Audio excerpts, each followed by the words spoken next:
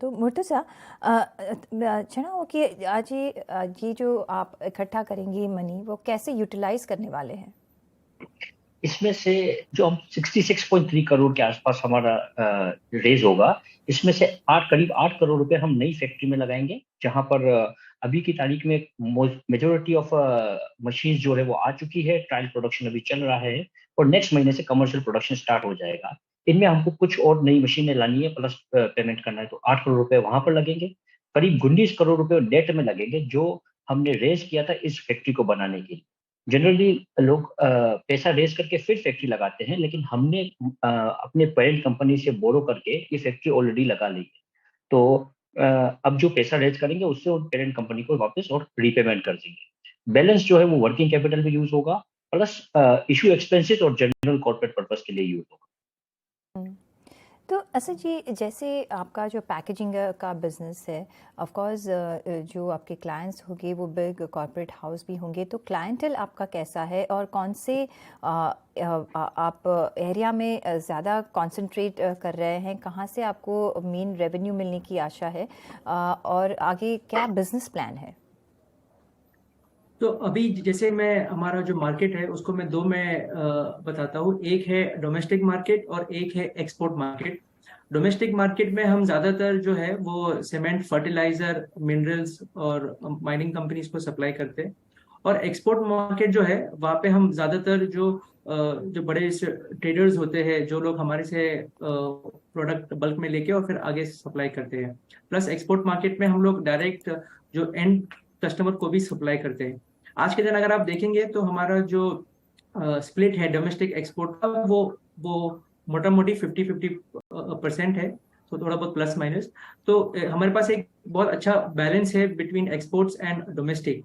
और डोमेस्टिक में हमारी ज्यादातर जो सेल है वो राजस्थान, गुजरात और हरियाणा, ये तीन स्टेट्स है।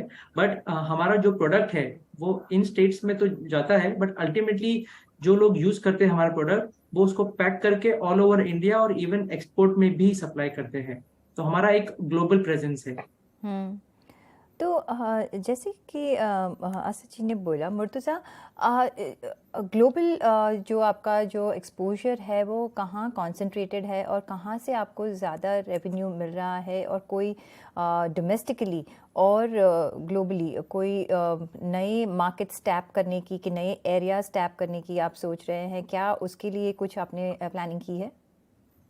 आज की तारीख में हमारा जो स्प्रेड है वो ग्लोबली है। ग्लोबली में यूएस हम सबसे बड़ा मार्केट है हमारे प्रोडक्ट के लिए। हमारी प्रेजेंस यूएस में है, पूरे यूरोप में है, वेस्टर्न प्लस ईस्टर्न यूरोप में प्रोडक्ट है, प्लस अफ्रीका में है, West Africa plus South Africa और मिडिल ईस्ट में है। हमने अपने प्रोडक्ट की जो हमारी नई फैक्ट्री आ रही है ये नीश प्रोडक्ट बनाएगी। अभी हमारा जो एग्जिस्टिंग पोर्टफोलियो, इसमें हम स्मॉल बैग्स बनाते हैं, बीओपीपी बनाते हैं, एफआईबीसी बनाते हैं। जो नया फैक्ट्री आ रहा है ये नीश सेगमेंट पे कंसंट्रेट करेगा, जिसमें हम हाई एंड एफआईबीसी बनाएंगे, जो फूड और फार्मा कैटेगरी को सप्लाई करेंगे। इसका डिमांड जो है वो नॉर्थ अमेरिका में बहुत ज्यादा है। नॉर्थ अमेरिका मतलब यूएस और कनाडा वाला जो एरिया है, वहां पर इसका डिमांड काफी है। हमने जो इनिशियल सीड मार्केटिंग की है, तो हमारे जो एग्जिस्टिंग क्लाइंट है उनको इस प्रोडक्ट की काफी डिमांड है। क्योंकि हमारे पास ये कैपेसिटी पहले थी नहीं, तो हम ये मार्केट को कैटर नहीं कर सकते थे। नई फैसिलिटी जो अभी नेक्स्ट महीने से ऑपरेटिंग हो जाएगी, तो हम इन मार्केट में भी सप्लाई स्टार्ट कर लेंगे। हुँ। और असद जी, कैसे देख रहे हैं, जैसे ऑफ कोर्स कितना आप रेवेन्यू इससे कर पाएँगे, मार्जिन्स पे कैसे असर द देख रहे हैं? क्योंकि अभी देखें तो ग्लोबली थोड़ा रिसेशन का प्रॉब्लम हो सकता है, और इन्फ्लेशन तो है ही। तो अगर आपकी अगर जो कैश इनफ्लो देखें, तो बिज़नेस में से कैसे आप रेवेन्यू और मार्जिन पे असर होता हम देख रहे हैं? तो अभी जैसा कि मुर्तजा ने बताया कि अभी हमारा जो एक्सपेंशन चल रहा है तो उससे हमारी जो कैपेसिटी है वो ऑलमोस्ट डबल हो जाएगी। और हमारी जो रेवेन्यू है वो उस हिसाब से ग्रो हो जाएगी। जो आपने सही बताया कि पूरे वर्ल्ड में भी इन्फ्लेशन, स्पेशली अमेरिका और यूरोप में इन्फ्लेशन का एक काफी बड़ा प्रॉब्लम है। बट हमारी इंडस्ट्री को इतना इफेक्ट नहीं हुआ है। उसमें उसके पीछे दो तीन कारण है। एक तो कि हमारी जो इंडस्ट्री है वो जो पैकेजिंग इंडस्ट्री है वो one of the core industry है, क्योंकि अगर आपके पास पैकेजिंग ही नहीं है तो आप कोई प्रोडक्ट सेल ही नहीं कर सकते। प्लस जो अभी हम जो मार्केट सोच रहे हैं जिस पे जाना, जो फूड और जैसे बताया कि फूड इंडस्ट्री, फार्मा इंडस्ट्री जो है वो बहुत असेंशियल कमोडिटीज है, जहाँ पे इन्फ्लेशन का इतना इफेक्ट आता नहीं है। प्लस कि आपने अगर जो ट्रेंड देखा है पिछले 6 महीने साल भर से, कि चाइना प्लस वन जो पॉलिसी है, कि यूरोप और यूएस में जो सभी लोग हैं चाइना से हटकर और इंडिया को स्पेसिफिकली देख रहे हैं अपना जो जो प्राइमरी ट्रेडिंग पार्टनर। तो उससे हमको लगता है कि भले ही वर्ल्ड में इन्फ्लेशन है जो कि भी धीरे धीरे कम हो रहा है, बट हमारी इंडस्ट्री और पर्टिकुलरली हमें उसका इतना नुकसान नहीं होगा, बल्कि चाइना वन प्लस पॉलिसी से हमें आगे काफी बेनिफिट होने वाला है। हम्म।